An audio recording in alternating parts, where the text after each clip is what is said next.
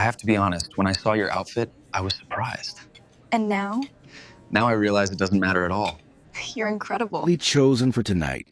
At 29, she had learned the hard way that appearances mattered far too much in the world of dating.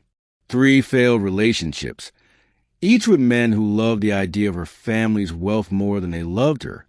Tonight would be different. Tonight was a test. Her best friend Nina had set up this blind date, insisting that Lucas Brennan was different from the others. Successful, yes. Handsome, certainly. But kind, Nina had promised. Genuinely kind. Amanda had heard that before. So she'd made a choice. The designer dress stayed in her closet. The jewelry remained in its velvet box. Instead, she wore an old sweater with a noticeable stain, simple pants, and shoes that had seen better days. Her blonde hair was pulled back carelessly, and she'd left her face free of makeup. If Lucas Brennan was a man Nina claimed, he would see past the surface. If he wasn't, she would know within 5 minutes and could save herself months of heartache. Taking a deep breath, Amanda walked into the restaurant. The maitre d' looked her up and down with barely concealed disapproval. "Can I help you?" His tone suggested she had wandered in by mistake. "I'm meeting someone," Amanda said quietly. "Lucas Brennan, table 7. The maitre d's expression shifted to something between confusion and concern. "Mr. Brennan is one of our most distinguished guests. Are you certain you have the right reservation?" "I'm certain," Amanda said, holding his gaze. Reluctantly, he led her through the restaurant. Amanda felt every eye follow her, heard the whispers that weren't quite quiet enough. Her cheeks burned, but she kept her head high. This was a test. For Lucas, but also for herself. At table 7, a man in a perfectly tailored navy suit stood as she approached.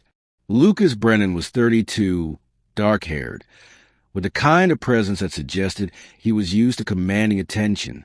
His eyes swept over her worn clothes, the stain on her sweater, her bare face.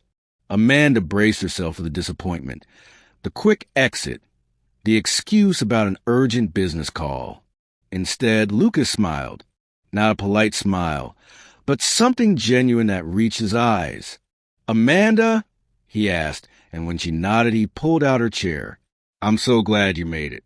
Nina's told me so much about you." Amanda sat down slowly, waiting for the other shoe to drop.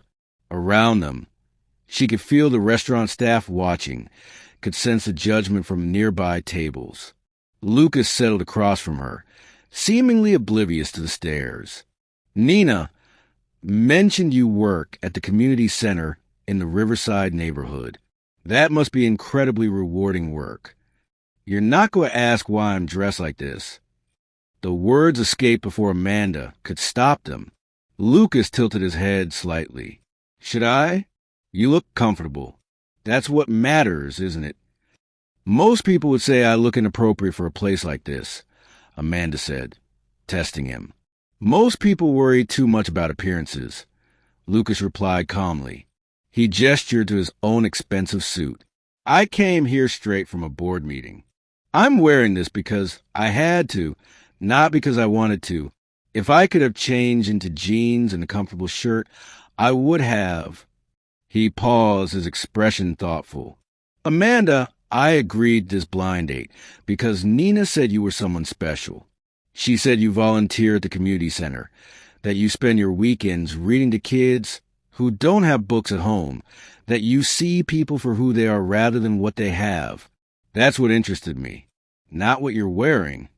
Amanda felt something crack open in her chest, a defensive wall she hadn't realized she'd built quite so high. "I need be honest with you," she said quietly. "This is a test."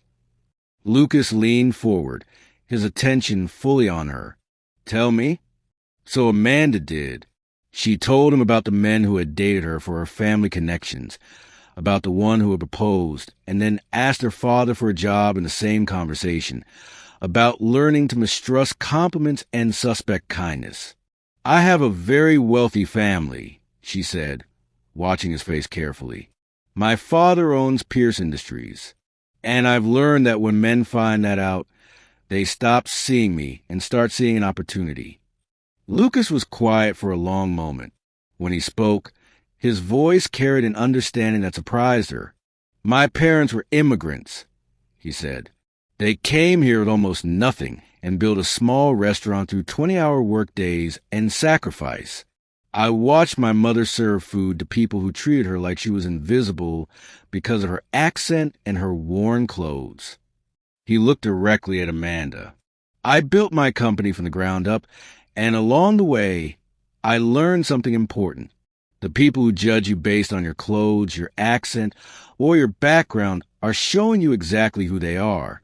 And those aren't people worth impressing. Around them, Amanda noticed a maitre d' approaching their table, his expression uncomfortable. He whispered something to Lucas, his eyes darting toward Amanda. Lucas's expression hardened. I'm sorry, could you repeat that? The maitre d' cleared his throat. I said, sir, that if your guest is making you uncomfortable, we will be happy to accommodate you at another table or perhaps another evening. My guest, Lucas said, his voice carrying just enough edge to cut through the restaurant noise, is not making me uncomfortable, but your implication certainly is. Amanda is here as my invited companion, and she will be treated with the same respect you would show anyone in this establishment. Is that clear? The maitre d' paled.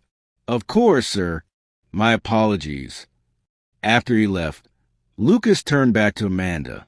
I'm sorry you had to hear that. You didn't have to defend me, Amanda said, but her voice was thick with emotion. Yes, I did, Lucas said simply, because it was the right thing to do, and because I meant what I said. I don't care what you're wearing. Amanda, I care about having a conversation with someone Nina described as one of the most genuine people she's ever known. They talked for 3 hours. About Amanda's work at the community center, about Lucas's efforts to create ethical business practices in an industry that often rewarded ruthlessness, about their shared love of old movies and their mutual inability to carry a tune, about loss and hope and the challenge of staying authentic in a world that constantly pushed for pretense. When they finally left the restaurant, Amanda felt lighter than she had in years. I have a confession, she said as they stood under the streetlights outside. I own a lot of nice clothes. This really was just a test. Lucas smiled. I know. You know. Nina told me you might do something like this, he admitted. She said you'd been hurt before and that you had every right to protect yourself. She also said that if I was worth your time, I'd see past whatever test you devise. Amanda laughed. A real laugh that came from somewhere deep and unguarded. And I'm grateful you tested me, Lucas said, because it tells me you know your worth. You're not willing to settle for someone who only sees the surface. That's not a flaw. Amanda, that's wisdom.